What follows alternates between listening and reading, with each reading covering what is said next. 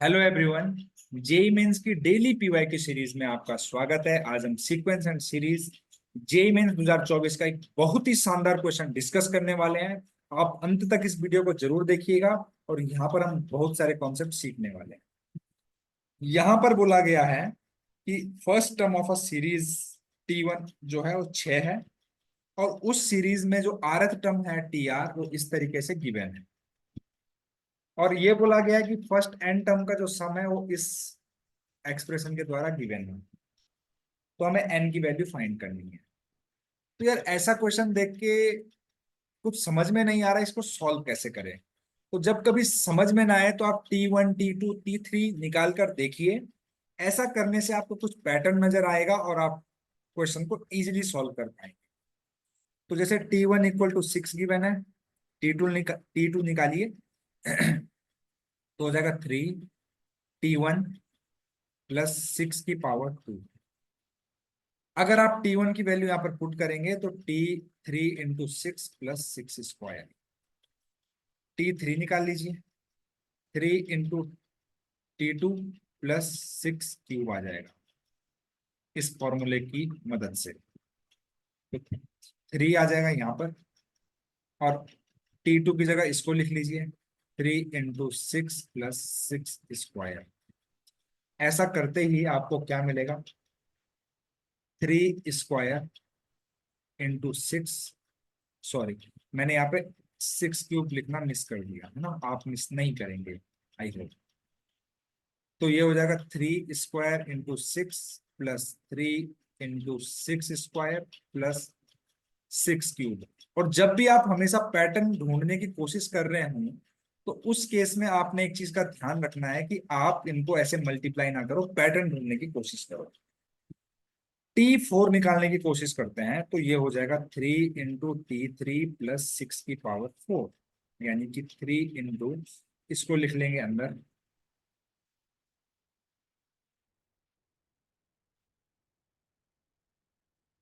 ठीक है 6 की पावर 4। इसको सिंप्लीफाई करोगे तो आएगा 3 क्यूब, सॉरी ये इंटू में था, 3 क्यूब × 6 +3 स्क्वायर × 6 स्क्वायर +3 × 6 क्यूब +6 की पावर 4।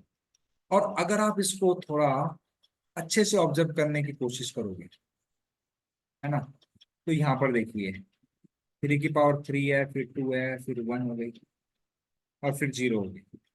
6 की पावर 1 है, फिर 2 है, फिर 3 है और फिर 4 हो गई।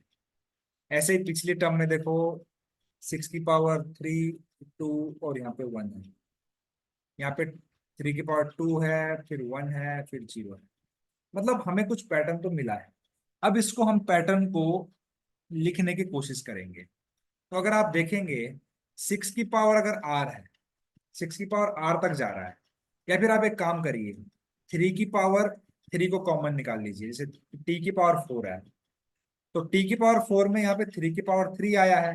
अगर मैं TR लिखूंगा तो 3 की पावर R-1 आएगा कि नहीं आएगा, जितना यहाँ पे लिखा है उससे कम आएगा कि नहीं आएगा। जैसे 4 में 3 की पावर 3 आई है, इंटू फर्स्ट टर्म में 6 आएगा। अब आप अंदर देखिए, इतना मैंने कॉमन ले लिया, 3 की पावर R-1 इंटू 6 मैंने कॉमन ले लिया। ऐसा करते ही आपके पास क्या बचेगा, 1 प्लस, जैसे मैंने ऐसा 3 क्यूब × 6 अगर कॉमन लिया तो यहाँ पे आएगा, देखो यहाँ पे 1/3 बचेगा, यहाँ पे 6 बचेगा, यानी 6/3 प्लस इस टर्म में से अगर मैं कॉमन लूंगा 3 × 6 क्यूब में से, तो देखो 6 कॉमन लिया तो यहाँ पे 6 स्क्वायर बचेगा, और 3 क्यूब कॉमन लिया तो अपॉन में 3 स्क्वायर बचेगा, यानी 6/3 का स्क्वायर। एंड सो ऑन, ये जाएगा 6/3 की पावर R-1 की तरफ। इस तरीके से मैंने TR में एक पैटर्न ढूंढ निकाला। अब बिल्कुल आपने ध्यान से देखना है और इस क्वेश्चन को हम लगभग लगभग सॉल्व करने की तरफ जा रहे हैं। तो अगर आप देखेंगे इस ब्रैकेट के अंदर ये कुछ नहीं बल्कि इस तरीके से लिखा है 2 स्क्वायर 2 क्यूब और यहाँ पर 2 की पावर R-1। अगर आप देखेंगे ये 2 1 जो है ये 2 की पावर 0 है। तो ऐसा करके यहाँ पर टोटल कितनी टर्म्स है, 8 टर्म्स है। अगर थोड़ा सा आपने जीपी का नॉलेज है आपको ऑब्वियसली होगा ही। तो ये जीपी लिखी हुई है जिसका कॉमन रेशियो क्या है, 2 है। ए की वैल्यू 2 की पावर 0 बोले, 1 बोलो, 1 बोल लेते हैं, है ना। तो नंबर ऑफ टर्म्स आ रहे हैं, तो इस ब्रैकेट के अंदर वाली टर्म को हम क्या लिख सकते हैं, ए की वैल्यू 1 है, आर की पावर यानी 2 की पावर आर -1/2 - 1। तो यानी ब्रैकेट के अंदर जो लिखी हुई टर्म है इसको हम लिख सकते हैं 2 की पावर r-1। यानी कि टी आर की जो वैल्यू हो गई दोस्तों 3 की पावर r-1 × 6, और जो ब्रैकेट के अंदर है 2 की पावर r-1। राइट। अब और हम क्या कर सकते हैं, देखिए टी आर को हम थोड़ा और सजा के लिख लेते हैं। 6 लिखा, 3 की पावर r/3 लिख सकते हैं। क्यों, आर 3 की पावर r × 3 की पावर -1 लिखा, जो कि अपॉन में 3 आ गया, है ना। और ब्रैकेट के अंदर वही 2 की पावर r-1 लिख लीजिए। अब अगर हम इसकी ब्रैकेट के अंदर इंटू कर दें, ब्रैकेट के साथ इंटू कर दें, तो जो टी आर की जो वैल्यू हमें मिलेगी, देखिए इसकी हम अंदर इंटू कर देते हैं, तो हमें क्या मिलेगा, इससे इसको कट कर देते, चलो कट कर दिया, है ना। तो 2 को बाहर ही रहने दो, 3 की पावर r का इंटू अंदर करेंगे तो 6 की पावर r -3 की पावर r हो जाएगा। राइट, टी आर, ये तो टी आर है जनरल टर्म, मतलब rth टर्म। तो इसने क्या बोला, if the sum of first n terms इस सीरीज की। तो देखो अगर सम पूछा है और आपके पास rth टर्म है, nth term, rth term, general term, इसको हम जनरल टर्म बोलेंगे। तो इसका सम जो होगा वो क्या होगा, सिग्मा टी आर, आर की वैल्यू 1 से लेकर n तक। तो बस इसको सॉल्व कर लेते हैं, r = 1 से लेकर n। 2 कांस्टेंट है, कांस्टेंट सिग्मा से बाहर निकाला जा सकता है, 6 की पावर r -3 की पावर r। अब ध्यान दीजिएगा, 2 तो बाहर ही है, इसको हम अलग अलग करके लिख सकते हैं, सिग्मा को हम ब्रेक कर सकते हैं प्लस माइनस पर, तो हमने ब्रेक कर दिया। ध्यान दीजिएगा यहाँ पर,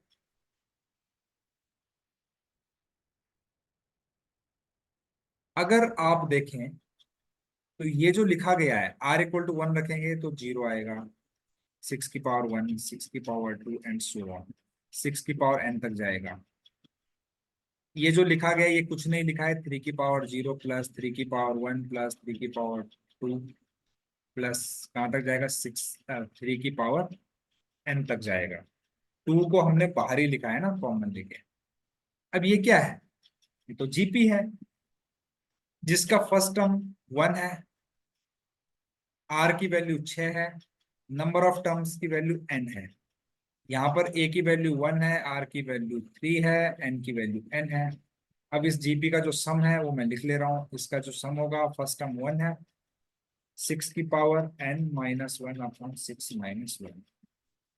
इसी तरीके से दूसरी जीपी का सम लिखूंगा, 3 की पावर n-1/3 - 1। अब आप बोलेंगे ए कहाँ है, अरे ए तो 1 है ना, कोई फर्क तो पड़ेगा नहीं। अब ध्यान से देखिएगा, हमने कुछ मिस ना किया हो, हमने मिस एक चीज कर दी है, आर की वैल्यू 1 से स्टार्ट है ना, 0 नहीं है, है ना, एन टर्म्स है। तो ये गलती हमने कर दी है, यहाँ पर 3 ले लीजिए, यहाँ पर 3 ले लीजिए, यहाँ पे 6 आ जाएगा, यहाँ पे 3 आ जाएगा ना। ओके, मतलब बाय मिस्टेक हमने ऐसा कर दिया जल्दबाजी में। तो कॉन्सेप्ट आप समझे, तो यहाँ पर अगर आप इसको सॉल्व करेंगे तो 6 × 6 की पावर n-1/5 -3 × 3 की पावर n-1/2 आ जाए। ठीक है, अब आप यहाँ से एलसीएम वगैरह ले सकते हैं दोनों का। एलसीएम वगैरह लेंगे तो 6 × 2 = 12, 5 × 3 = 15 हो जाएगा, है ना। तो ये जगह ब्रैकेट के अंदर 2 तो बाहर ही रहने दीजिए आप, 12 × 6 की पावर n-1 -15, 3 की पावर n-1 अपॉन में 10 हो जाएगा। चाहे तो आप इसको कैंसिल भी कर सकते हैं। आप यहाँ से 3 कॉमन ले लीजिए न्यूमरेटर से, यहाँ से मैं इसको काट देता हूँ, तो जो बाहर पे बचेगा 3/5 आएगा। और अब ध्यान दीजिएगा यहाँ पे, यहाँ पे क्या बचेगा, 4 बचेगा, 4 इंटू 6 की पावर 4 माइनस 5 इंटू 3 की पावर n प्लस 1 बचेगा यहाँ, है ना। 5 बचेगा यहाँ पे, -5, यहाँ पे देखो -4 आएगा, यहाँ पे +5 आएगा, तो जिसकी वजह से वो कैंसिल होकर +1 बचेगा। अब यहाँ पर जो एस एन की वैल्यू आई तो आ गई 3/5, 4 इंटू 6 की पावर 4 माइनस 5 इंटू 3 की पावर n प्लस 1। अब हम चलते हैं क्वेश्चन पे। क्वेश्चन पे इस तरीके से गिवन है, बाहर से देख सकते हैं आप, 1/5 तो हमारा भी आया है ना। तो अगर हम कंपेयर कर लें इनको, है ना, इसको कंपेयर करें तो ये तो 3 के बराबर हो जाएगा। और इसको अगर देखो, ये जो आया है ना हमारा, ये तो हमारा भी आया है, देख सकते हैं आप, ये देखिए, कंपेयर करेंगे तो यहां से हमारा जो ये क्वाड्रेटिक आपको दिख रहा है, इसको और इसको आप कंपेयर करेंगे तो यहां से हमारा ये जो क्वाड्रेटिक है n² माइनस 12n प्लस 39, इसकी जो वैल्यू आएगी 3 आएगी। क्यों आएगी? क्योंकि हमारा वैल्यू जो आया 3/5, 4 इंटू 6 की पावर n माइनस 5 इंटू 3 की पावर n प्लस 1 आया है। तो कंपेयर करने पर ये इसके बराबर आया है। अब इसको सॉल्व करेंगे, n² माइनस 12n ये इधर आ जाएगा, प्लस 36 इक्वल टू 0। तो इसको हम फैक्टराइज करेंगे तो n-6 का ये होल स्क्वायर है, यहां से n की वैल्यू आ गई 6। क्वेश्चन में पूछा क्या गया था, n की वैल्यू पूछी गई थी, तो n की वैल्यू जो आएगी इस क्वेश्चन के लिए वो आएगी n=6।